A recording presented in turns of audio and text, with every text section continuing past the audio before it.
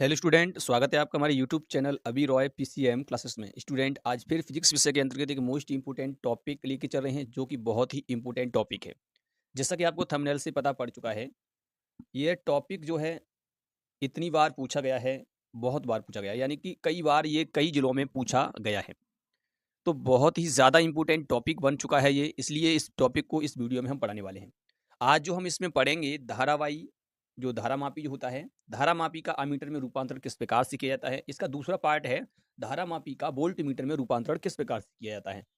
तो इन दोनों टॉपिकों को हम क्लियर करेंगे और इनसे एक टॉपिक पूछ लिया जाता है और जो कि 5 अंक का होता है। ठीक है स्टूडेंट, तो किस प्रकार से धारामापी को आमीटर में रूपांतरित करते हैं उसके बारे में इस वीडियो में हम पढ़ने वाले हैं।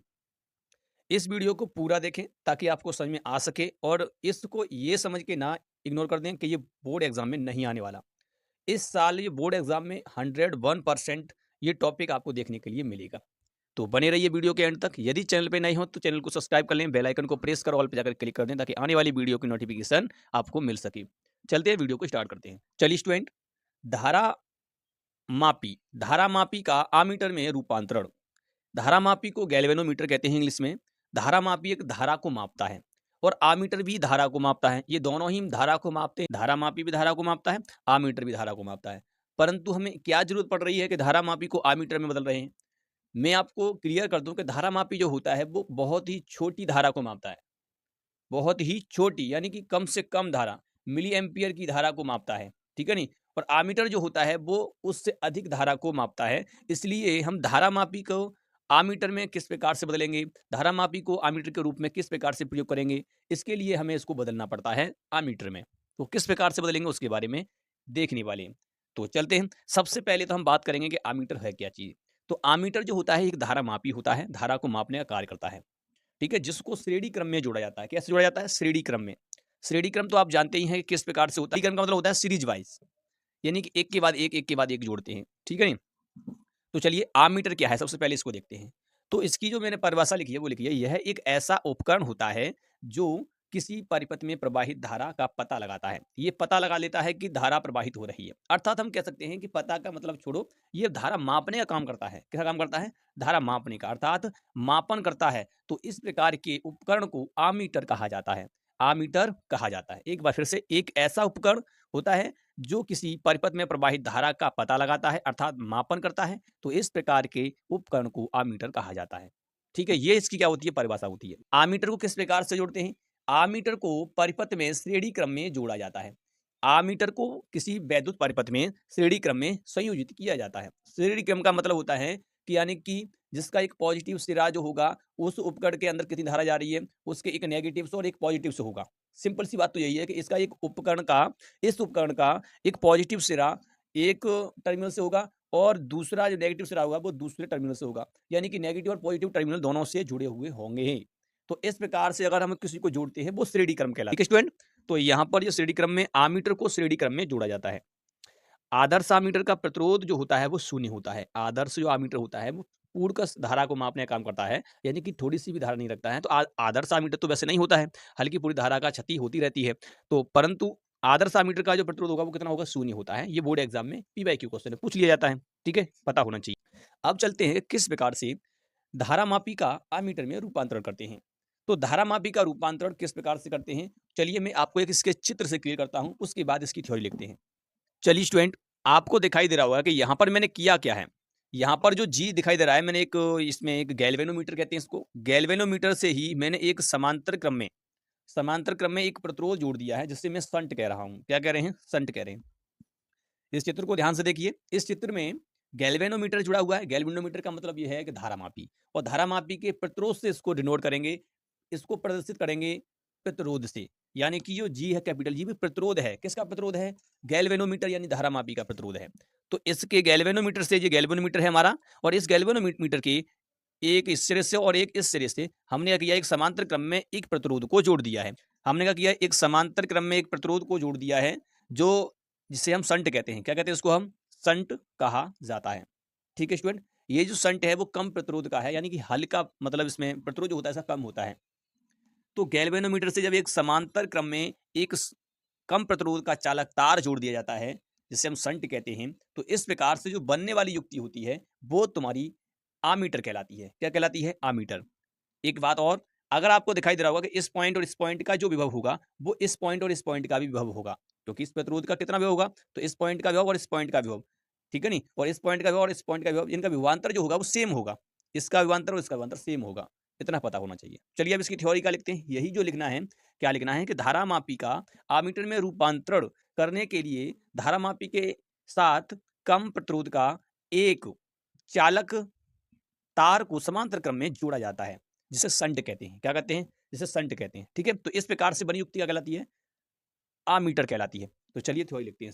धारामापी का आमीटर में रूपांतरण करने के लिए धारामापी के साथ कम प्रतिरोध का एक चालक तार को समांतर क्रम में जोड़ा जाता है, जिसे संट कहते हैं। क्या कहते हैं? इसको हम संट कहते हैं। ये थ्योरी आपको लिखनी है। अब चलते हैं, थोड़ी सी गणना करते हैं कि इसमें संट जो होता है उस प्रतिरोध का मान कितना होता है, उसके लिए फॉर्मूला क्या होता है वो देखते हैं।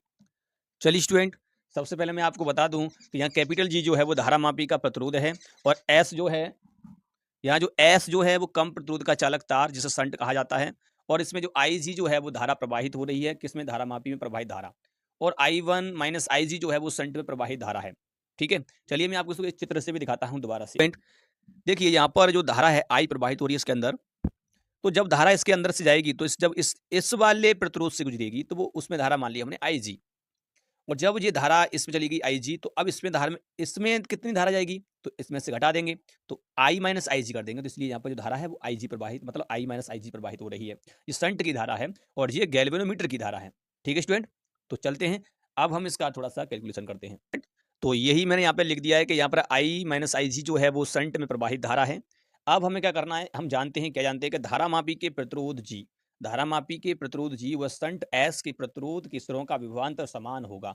क्यों होगा? क्योंकि वो समांतर क्रम में जुड़े हुए हैं। समांतर क्रम में जब जुड़े जाते हैं तो दोनों के सिरे एक ही बिंदु पर होते हैं, तो इसलिए उनका जो विभव जो होगा वो समान होगा, विभवांतर क्या होगा? समान होगा। ठीक है स्टूडेंट, तो अब हम क्या करेंगे, अब इसमें हम ओम का नियम लगा देंगे। कहाँ पर ओम का नियम लगाएंगे? चलिए मैं आपको दिखाता हूँ। चलिए स्टूडेंट, हमें क्या करना है, यहाँ पर ओम का नियम लगाना है। ओम का नियम कैसे लगेगा? ओम का नियम जानते हैं, होता है वी बराबर आई आर। तो इसका विभव हमें निकालना होगा, तो हम करेंगे वी बराबर आई आर, यानी आई यानी कि धारा ये प्रवाहित हो रही है, प्रतिरोध क्या है तुम्हारा? ये वाला, तो आई जी और कैपिटल जी, ये हो जाएगा। और इसका निकालेंगे तो ये भी क्या हो जाएगा? वी बराबर आई माइनस आई जी इंटू हो जाएगा एस हो जाएगा। तो ओम का नियम लगा के हम यहाँ पर पहले विभव की गणना करेंगे। तो यहाँ पहले इन पॉइंटों में क्या निकालेंगे? विभव। तो चलिए इन विभवों को निकालते हैं ओम के नियम से। चलिए स्टूडेंट, धारामापी का विभव अगर हमें ज्ञात करना होगा तो ओम के नियम से निकालेंगे, तो V बराबर आएगा आई जी कैपिटल जी, और संट का विभव निकालेंगे तो V बराबर आएगा आई माइनस आई जी, कोष्टक के अंदर बंद कर देंगे और S से गुणा कर देंगे, यानी कि संट का प्रतिरोध। ठीक है स्टूडेंट, अब दोनों एक ही बिंदु पर हैं तो विभव तो दोनों के समान है। जब विभव समान है तो हम कह देंगे धारामापी का विभव बराबर है संट का विभव के, जो संट का विभव है उसके बराबर है। संट का मतलब होता है कि यानी कि कम प्रतिरोध का एक चालक तार। ठीक है नी, अब यहाँ पर ये दोनों बराबर हो जाएंगे, तो इसका मतलब ये इस प्रकार से हो जाएगा। तो यहाँ पर हो जाएगा आई जी कैपिटल जी बराबर आई माइनस आई जी, कोष्टक के अंदर बंद कर देंगे, गुणा कर देंगे एस से, यानी एस प्रतिरोध होता है संट का। यहाँ से एस निकालना है तो सब इसके बट्टी में आ जाएगा, तो ये हो जाएगा आई जी बट्टी में आई माइनस के आई जी इंटू में कैपिटल जी, क्योंकि ये वाला सब उठ के इसकी बट्टी में आ गया, तो एस बराबर निकला आई जी बट्टी में आई माइनस आई जी, और यहाँ पर गुणे में हो जाएगा जी कैपिटल जी। तो ये तो होता है स्टूडेंट तुम्हारा क्या? धारामापी का अमीटर में रूपांतरित करना।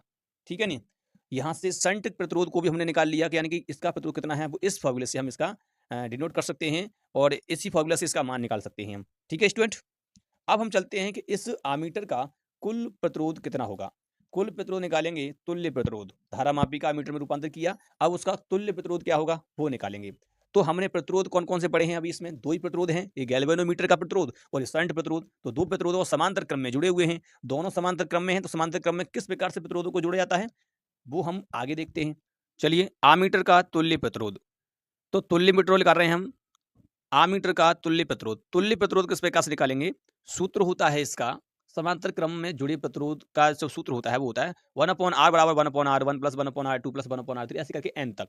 ऐसे ही यहाँ पर तुम्हारा होगा 1/ra, आमीटर का निकाल रहे हैं तो 1/ra तुल्य प्रतिरोध, तो 1/g यानी गैल्वेनोमीटर का प्रतिरोध प्लस 1/s संट का प्रतिरोध, दोनों को जोड़ेंगे। ठीक है नहीं, तो ये इसमें लासा लेकर निकालेंगे GS, तो ये S इसमें आ जाएगा और G यहाँ पर आ जाएगा। क्रॉस गुणा कर देंगे सिंपल सा, तो इस प्रकार से हो जाएगा ये।